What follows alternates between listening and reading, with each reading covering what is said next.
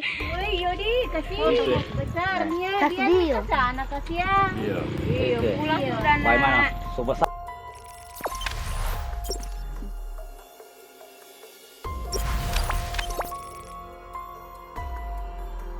Dua ekor buaya masuk ke tengah pemukiman warga Kampung Lere di Palu.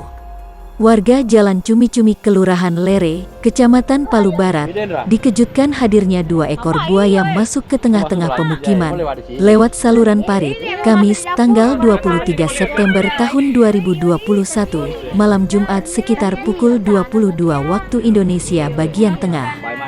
Warga yang panik didatangi dua ekor buaya itu segera melapor ke Dinas Pemadam Kebakaran dan Penyelamatan, DPKP, Pemkot Palu.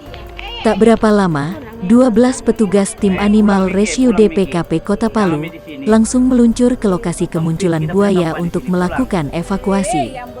Operasi dipimpin Danton Ifatlan sebagai tim penanggulangan tiba di lokasi pukul 20.55 waktu Indonesia bagian tengah. Buaya kanter nih, Bos. Ini guys buaya. Kanter nih, Bos. Ini buaya, men. Manggil hirang, manggil. Pulang sudah, Nenek.